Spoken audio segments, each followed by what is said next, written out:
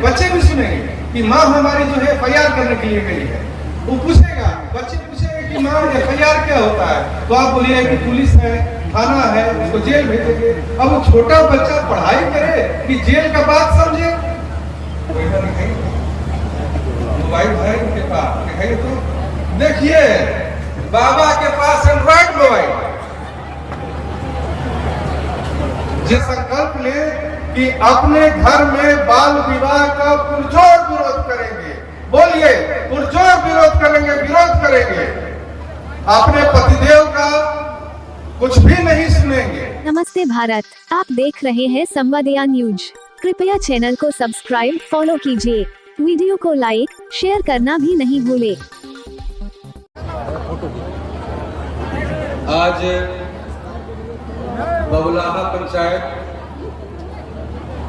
में आयोजित इस जनसंवाद कार्यक्रम में अपार संख्या में आए हुए आदरणीय माताएं, बहनें, हमारे गार्जियन के लिए बड़े भाई तथा बच्चे भी आ गए हैं। बच्चे बबुलाहा पंचायत का यह जनसंवाद कार्यक्रम अन्य जनसंवाद कार्यक्रम से थोड़ा हट गया, क्योंकि यहाँ आप लोग का बड़ा अपार प्रतिनिधित्व हुआ है। यह करने क्या समस्या है कि आप सब अवेयर हैं, जागरूक हैं और पंचायत बहुत अच्छे से पंचायत आप लोगों से विमर्श जो हुआ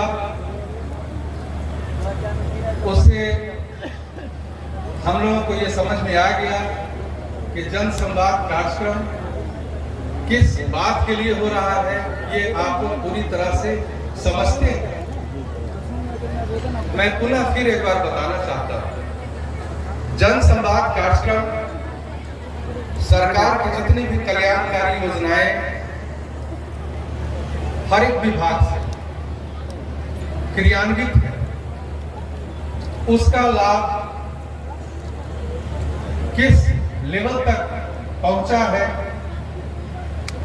कहां कमियां है, ये सब आपस में हम लोग खुले मंच से विमर्श करके सभी प्रशासनिक पदाधिकारियों के साथ विमर्श किया जाए। जो भी कमियां आ रही हैं उसको दूर किया जाए। इसी क्रम में सभी पंचायत के जो हमारे पदाधिकारीगण हैं, आप लोगों से परिचय हुआ है, सीधे मोबाइल नंबर का एक्सचेंज हुआ है। तो मुख्यतः जितनी भी कल्याणकारी योजनाएं हैं, हमारे जन्म के उपरांत मृत्यु तक, उसमें जितने भी विभाग से हमें आवश्यकता होता है, सभी विभाग की कल्याणकारी योजनाएं हैं। अब उसका लाभ सीधे सभी लोगों तक कैसे? ठीक है, कुछ जागरूक लोग हैं, उन तक लाभ पहुंच गया, लेकिन कुछ लोग जानकारी के अभाव में लाभ से वंचित रह रहे हैं।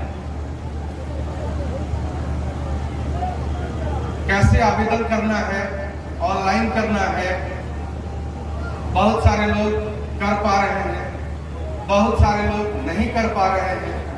जो नहीं कर पा रहे हैं वो बिचौलियों के हाथों उनके शिकार हो जाए। तो ये जनसंवाद कार्यक्रम सीधे हम लोग आपस में बातचीत कर रहे हैं। इस संदर्भ में हम अपने सभी पदाधिकारियों को अपील करेंगे कि सभी जनता से आज के जनसंवाद कार्यक्रम के बाद भी प्रत्येक गांव में भ्रमण कर एक चौपाल बैठाएं, हर एक गांव में बैठे, उनसे बातचीत करें।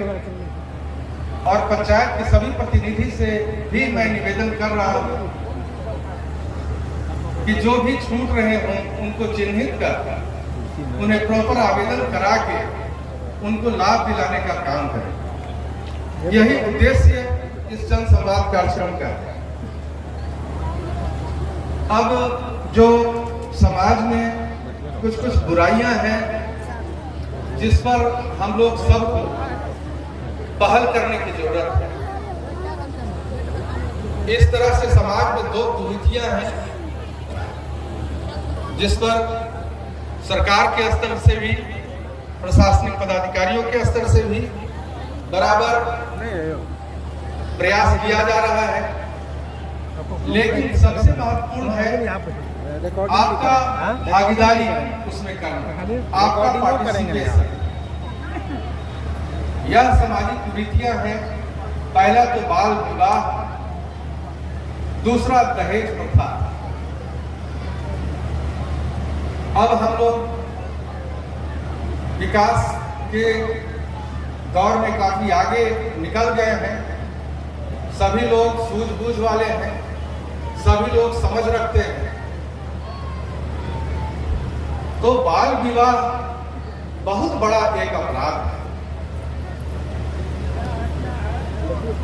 बाल विवाह सूचना पर किसी को पकड़ के कार्रवाई कर दिया जाए, जेल भेज दिया जाए, वह तो एक तरीका है। लेकिन सबसे महत्वपूर्ण बात है कि कैसे इसे संपूर्ण निर्मूल समाप्त कर दिया। निर्मूल समाप्त करने के लिए आप सबों की भागीदारी की आवश्यकता है। आप सबों को जागरूक होने की आवश्यकता है। सभी माताओं के सामने हम खड़ा होकर बोल रहे हैं, सभी माताएं इस पर ध्यान दें कि अपने घर में सबसे पहले अपने घर को ही हम लोग ठीक करें। जब अपने घर को हम लोग ठीक कर लेंगे तो समाज अपने आप ठीक हो जाएगा और ये सामाजिक बुराइयां निश्चित रूप से समाप्त हो जाएंगी। तो आज जितनी भी हमारी माताएं बहनें आई हुई हैं, वो हाथ उठा के संकल्प ले ले, हाथ उठाए और संकल्प ले ले कि अपने अपने घर को हम लोग सुधार देंगे। आप लोग उठाइए, हाथ उठा के संकल्प ले कि अपने घर में बाल विवाह का पुरजोर विरोध करेंगे। बोलिए, पुरजोर विरोध करेंगे, विरोध करेंगे। अपने पतिदेव का कुछ भी नहीं सुनेंगे, अपने ससुर जी का कोई बात नहीं सुनेंगे। अगर घर में कोई आपको जोर जबरदस्ती करता है, सीधे थाने में फोन करेंगे, हम लोग कार्रवाई करेंगे। लेकिन सभी लोग जागरूक हो जाएं। यह एक ऐसा अपराध है कि हम उन्नति करने वाली बच्ची को उन्नति करने से हम रोक दे रहे हैं। हम रोक दे रहे हैं बीच में ही। अगर उसको पढ़ाई हम कराएं, विवाह न करके हम पढ़ाई कराएं, सरकार के पास बहुत सारी योजनाएं हैं। कमजोर मजबूत ठीक है, जो असक्षम है उनके लिए बहुत सारी योजनाएं हैं। बच्चों को पढ़ने के लिए तमाम योजनाएं हैं। शिक्षा विभाग के पदाधिकारीगण, स्वास्थ्य विभाग के पदाधिकारीगण ने आप लोगों को बताया है।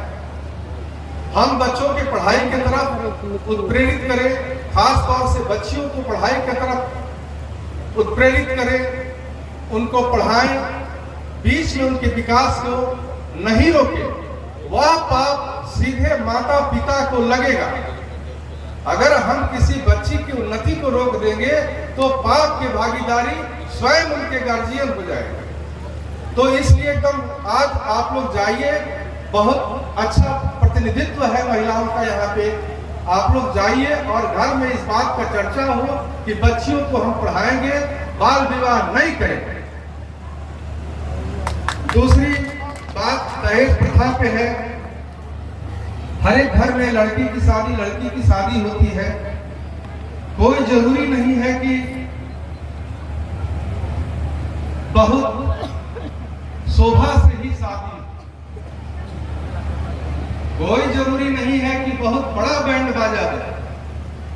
जरूरी ये है कि हर एक बच्चियों की शादी इज्जत के साथ हो। वह अपने ससुराल में जाए तो संपूर्ण इज्जत के साथ रहे। ऐसा नहीं कि शादी के बाद दहेज के लिए प्रताड़ना किया। अगर हम इसको निर्मूल नहीं करेंगे तो शादी के बाद प्रतिदिन एक केस दर्ज हो रहा है, कि दहेज की बात हो रही है, मोटरसाइकिल का डिमांड हो रहा है और वगैरह वगैरह की बातें हो रही है। ये निर्मूल हम लोगों को करना होगा, नाश कर देना होगा इस विषय में। हम लोग सभी को गांठ बांध लेना होगा कि दहेज प्रथा को भी हम लोग निर्मूल विनष्ट करें और एक हेल्दी समाज का निर्माण करें। महिलाएं शादी होकर बच्चियां दूसरे घर में जाएं तो संपूर्ण प्रतिष्ठा पाएं उस घर में, उस घर की उन्नति का मार्ग प्रशस्त करें। तो इस तरह से हम लोगों को सोचना होगा। आप लोग यहाँ पे आए हुए सभी बुद्धिजीवी लोग हैं, बातचीत से ये हम लोगों को लगा है। आप लोग सभी इस बात को अंदर तक फील करें, हृदय तक बातों को ले जाएं। जिस दिन हृदय में ये बातें जम जाएंगी तो ये संपूर्ण सामाजिक कुरीतियां समाप्त हो जाएंगी। ताली मत बजाएं, सुने, अमल करें। अब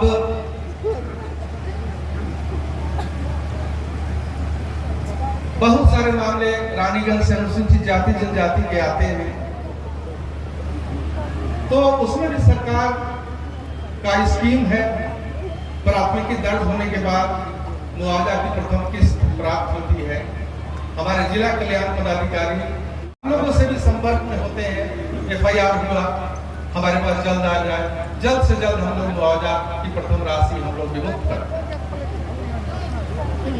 अंतिम राशि कांड के समापन पर होता है, मतलब उसका अंतिम रूप जो हुआ, कांड के प्रकृति पे राशियां होती हैं। आप लोग भी अवेयर रहे, सभी लोग जागरूक रहे। बाकी हमारे जिला कल्याण पदाधिकारी लगे हुए हैं, हर एक डाटा उनके पास है और सरकार के स्तर तक वह डाटा हम लोग भेजते रहते हैं। इसी क्रम में एक महत्वपूर्ण बात है कि जितने भी अनुसूचित जाति और जनजाति के लोग हैं, तो केस होता है तो गवाहियां होती है, कोर्ट में गवाहियां होती हैं, पुलिस के पास भी गवाहियों के लिए बुलाया जाए। तो कोई अगर दिन भर आप भी परेशान हो जाएंगे, आपके परिजन परेशान हो जाएंगे, आपके बच्चे सब सुनेंगे, बच्चे भी सुनेंगे कि माँ हमारी जो है FIR करने के लिए गई है। वो पूछेगा, बच्चे पूछेंगे कि माँ FIR क्या होता है, तो आप बोलिए कि पुलिस है, थाना है, उसको जेल भेजेंगे। अब वो छोटा बच्चा पढ़ाई करे कि जेल का बात समझे? जरूरत उसको जेल का बात समझाने के लिए नहीं है, जरूरत है उसको छठा से सातवां में कैसे बढ़िया से जाए, छात्रवृत्ति कैसे मिले, मैट्रिक कैसे बढ़िया फर्स्ट डिवीजन से पास हो, सरकार की तरफ से जो पास होने पे फर्स्ट डिवीजन आने पे जो राशि मिलती है वह मिले उनसे। सब बच्चे पढ़ाई करें, इंटरमीडिएट करके सब लोग फिजिकली दौड़े, सिपाही बने, बहुत सारा पद आ रहा है उसमें जाए। ये जरूरत है, हमें FIR छोटा छोटा बात के लिए नहीं करना है। और सभी माताएं बहनें महिला हेल्प डेस्क में जाएं। महिला हेल्प डेस्क का मतलब महिला को बैठा के बात सुनने के लिए एक टेबल बनाया, तो पक्का बात ठीक। अब साइबर अपराध का जमाना आ गया है। मोबाइल है उनके पास, दिखाइए तो, देखिए बाबा के पास एंड्रॉइड मोबाइल जिसमें नेट भी चलता है। अब भागेगा कैसे? इनको फोन कर देगा कि आपका बैंक में खाता है। आप आधार नंबर हमको बता दीजिए, हम बैंक के मैनेजर को बुलाएं। बाबा सज्जननाथ इनको लगा कि सब कुछ बैंक में तो SBI मेरा खाता है, जिसमें योजनाओं का या जो भी चीजें आती हैं या खेत से जो हमारा 10 रुपये बचता है हम जमा करते रहते हैं। तो ये बेचारे आधार कार्ड का नंबर बता रहे, अनभिज्ञता भी होता है, इनको जानकारी नहीं है, इनको ठग लिया। और ये जैसे बताते हैं उनके अकाउंट में मेहनत का कमाया हुआ जो राशि है वह कट। अब ये मैसेज आ गया राशि कटने का। अब ये हैरान है कि हम तो भाई कुछ किए नहीं, मेरा पैसा कैसे कट गया? तो वह साइबर फ्रॉड ने आपके साथ ठगी कर ली। कई बार आप मोबाइल में देखेंगे कि आपके पास मैसेज आ गया कि आपका मोबाइल बड़ा लकी है, आपको 1 लाख रुपए का इनाम मिल गया है। आता है ना, नीचे लिखे हुए लिंक को दबा बस जैसे दबाए बस मैसेज टंग से आ गया कि 50,000 गया। तो 2 कारण हुआ, एक तो बेवकूफ बनाया और दूसरा हम भी लालच में पड़े। तो पहला लालच में नहीं पड़े, दूसरा ठगी के शिकार न हो, जागरूकता फैलाया जा रहा है। ये बात हम कर रहे हैं तो आप लोगों को जागरूक ही कर रहे हैं, न ठगी के शिकार हो न लालच के शिकार। और बाय द वे, अगर ठगी के शिकार हो गए या लालच में पड़ के पैसा कट गया तो आपके जिले में, बिहार के सभी जिलों में साइबर थाना जिला मुख्यालय में बनाया गया। आपके यहाँ भी अररिया जिले में साइबर थाना बन गया है, 3 महीने से चल रहा है कार्यक्रम। वह नगर थाना है, टाउन थाना आप लोग सब देख रहे हैं। टाउन थाना के ठीक पीछे अनुसूचित जाति जनजाति थाना का बिल्डिंग है, उसी बिल्डिंग के पहले तल्ले पे साइबर थाना खुला। और साइबर थाना की जो थाना प्रभारी है, रानीगंज थाना प्रभारी के थाना प्रभारी कौन है? दरोगा जी। लेकिन साइबर थाना के थाना प्रभारी एसपी साहब। इस बात को इतना गंभीरता से लिया गया है, क्योंकि मोबाइल बढ़ रहे हैं, इंटरनेट से बहुत सारे काम हो रहे हैं, बहुत सारे ठग एक्टिव हो गए हैं। दूर बैठे हुए, कलकत्ता बैठे हुए, दिल्ली बैठे हुए, झारखंड में बैठे हुए ठग वहीं से बैठे बैठे आया होगा नया ठगी कर लिया। तो जैसे ही अभी रानीगंज में आप शिकार होते हैं तो 3 घंटा तुरंत साइबर थाने को सूचना दीजिए। सूचना देने से होगा कि अगला ठगी अगर वो करना चाहेगा, क्योंकि आपका नंबर उसके पास चला गया, वो तो बार-बार निकालेगा। उसको तो लिमिट है ना, एक बार 40,000 तक निकाल सकते हैं। तो एक बार तो निकलेगा तो 40,000 निकलेगा। आप 24 घंटा का और टाइम दे दीजिएगा तो फिर 40,000 निकाल लेगा। अच्छा, तो तुरंत सूचना दीजिएगा तो वहीं पे वो लॉक करा देंगे। हमारे डीएसपी साहब जो थाना पर लॉक करा देंगे, आपका केस रजिस्टर कर लेंगे। अब उसको हम लोग खोजेंगे। इस तरह से जब से थाना खुला है, बहुत सारे लोगों को सुरक्षित किया गया है, बहुत सारा पैसा और ठगी होने से रोका गया है, बहुत सारे ठगों से रिकवरी लाखों में हुई है, और बहुत सारे ठग जो अन्य राज्यों से पकड़ के आए हैं, 10 जिला दूर किसी दूसरे राज्य के जिलों से गिरफ्तार होकर लाया गया है और जेल भेजे गए।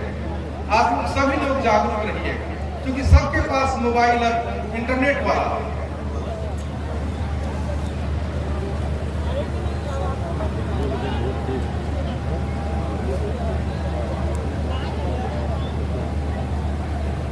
और यह, अब हम अपने से हटते हैं, यह इलाका कृषि प्रधान इलाका है। यहाँ एग्रीकल्चर बड़ा मजबूत है। कहीं कहीं पे जमीन नीची है, लो लैंड है, पानी का जमाव। कृषि विभाग के पदाधिकारी, जिला स्तरीय पदाधिकारी सारी बात बताए, उसका लाभ लीजिए। हाथ पर बातें आई थी, किल्लत की बातें होती हैं, तो जहां भी हम लोग को सूचना मिलता है कार्रवाइयां होती है। अभी कल फॉरबिसगंज में 2 नंबर का खाद बनाने वाला पकड़ा गया। वह संगमरमर का बुरादा का खाद बना, वो पकड़ा। 5-6 आदमी पे FIR दर्ज हुआ है, सबको पकड़ के जेल भेजेंगे हम लोग। पिछले साल भी 2 नंबर का खाद बनाने का कारखाना सब बना के रखा है, पकड़े जा रहे हैं। आप लोग सूचना दीजिए, थाना स्तर पे हम लोग के पास भी सूचना हम लोग ग्रहण कर लेंगे। कहीं पे किसी तरह की कोई बात होगी, अगर कहीं पे स्थानीय स्तर पर कोई नहीं सुना तो हतोत्साहित नहीं होना है, एक कदम आगे फोन कर देना, उससे ऊपर हम लोग भी हैं, हम लोग को भी फोन कर देना, हम लोग भी ग्रहण करके तुरंत कार्रवाई करा देना। कहीं पे किसी प्रकार की दिक्कत हो, खाद में ही नहीं, हर एक चीज बिचौलिया ठग रहा, आप बताइए बिचौलिया जल जाएगा। जनता को सुरक्षित रखना, जनता का सर्वांगीण विकास करना सरकार का उद्देश्य है। हम सभी पदाधिकारी जिले के जो हैं सबका उद्देश्य है कि हमारी जनता कैसे खुश रहे, हमारे क्षेत्र के बच्चे कैसे पढ़े, हमारे जिले के बच्चे, हमारे पंचायत के बच्चे बिहार में मैट्रिक में टॉप करेंगे तो हमारे जिले का नाज होगा ना। हमारे रानीगंज का बच्चा अगर बिहार पब्लिक सर्विस कमीशन में टॉप करेगा तो रानीगंज के साथ अररिया जिले का भी तो नाम रोशन होगा। अगर मान लीजिए कि डीएम साहब और एसपी साहब हम हैं और इस साल कोई रानीगंज से टॉप कर गया तो हम लोग भी बड़े शान से कहें कि हमारे जिले का लड़का बिहार में टॉप किया। जरूरत ये है और कमी बेसी है, इसी के लिए हम लोग सीधे सीधे जनसंवाद कर रहे हैं। आप लोग की हर एक बातों को हम लोग बारीकी से ग्रहण किए हैं, मैडम ने भी ग्रहण किया है, सारी बातें नोट कर ली गई है। कहीं किसी भी चीजों का लाभ नहीं मिलता है, उसके लिए लोक निवारण पदाधिकारी भी बैठे हुए हैं अनुमंडल स्तर पे, जिला स्तर पे। आप आवेदन कर दीजिएगा तो आपको भी बुलाएंगे, जो संबंधित पदाधिकारी हैं उनको भी बुलाएंगे, दोनों का बात सुनेंगे। आप अपना कॉम्प्लेंस कहिएगा, वो अपनी सफाई करेंगे, उनका सफाई योग्य नहीं होगा तो उनको दंडित किया जाएगा, आपको सीधे लाभ दिया जाएगा, उनको आदेश दिया जाएगा कि आप उनको लाभ दीजिए। तो तू मैंने करने से, लड़ने से लाभ नहीं लेना, सिस्टम से लाभ लेना, ठीक है? कहीं कोई कंफ्यूजन नहीं। लोक शिकायत निवारण पदाधिकारी ने भी आपसे रूबरू हो गए, जिला शिकायत निवारण पदाधिकारी भी, ये बहुत पहले से नहीं था, ये सारे कल्याणकारी योजनाओं या जो भी जनता से जुड़ी हुई समस्याएं हैं जो अनदेखी हो रही थी वह अनदेखी ना हो, इसी के लिए लोक शिकायत निवारण अधिनियम लाया गया कि हमारी जनता सीधे कर सके। थाना प्रभारी नहीं सुनता, आप आवेदन करते हैं, आपको भी बुलाया जाता है, थाना प्रभारी को भी बुलाया जाता है। थाना प्रभारी अपना सफाई देते हैं, उनका सफाई कारगर नहीं है, मेरे पास चिट्ठी आता है कि थाना प्रभारी बदमाशी किया है, उनको दंडित करेंगे, है ना? तो ये तरीका है और ये सब बात हम लोग सबको समझना है और उसी तरीके से हम लोग को आगे बढ़ना है। हम लोग का दरवाजा 24 घंटा, जिला स्तर के पदाधिकारी का दरवाजा 24 घंटा जनता के लिए खुला हुआ है। हम लोग कार्यालय में पूरे दिन बैठते हैं, यदि फील्ड में निकले तब तो निकले, नहीं तो अगर हेडक्वार्टर में है तो हम लोग कार्यालय में बैठते हैं।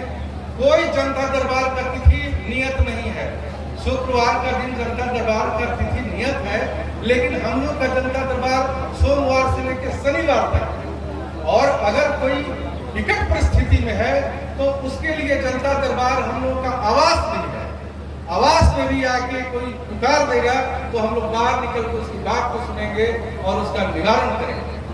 तो इसलिए आप लोग पूरे हृदय को मजबूत करके, पूरे बौद्धिक स्तर को विकसित करके और विकास के तरफ, विकास कोन्मुखी कार्य करेंगे।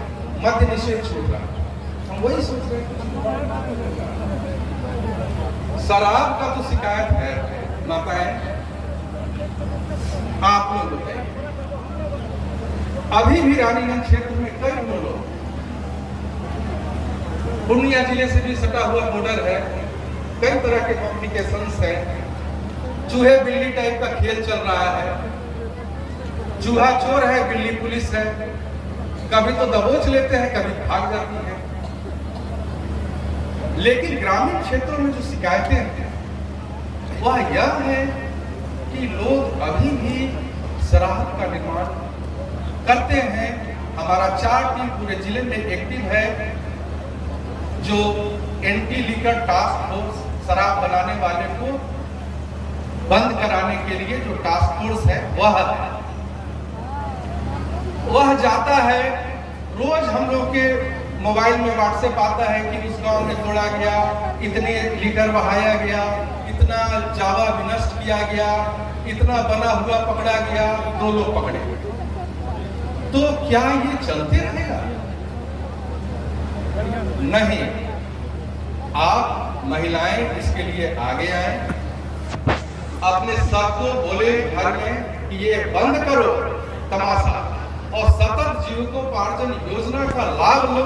अभी हमारी 2 या 3 माताएं आकर अभी बोली हैं, सतत जीविकोपार्जन योजना में कई तरह से समर्थन आपको है। आप ये समझ लीजिए कि कहीं पे यदि आप कमजोर पड़ रहे हैं तो आप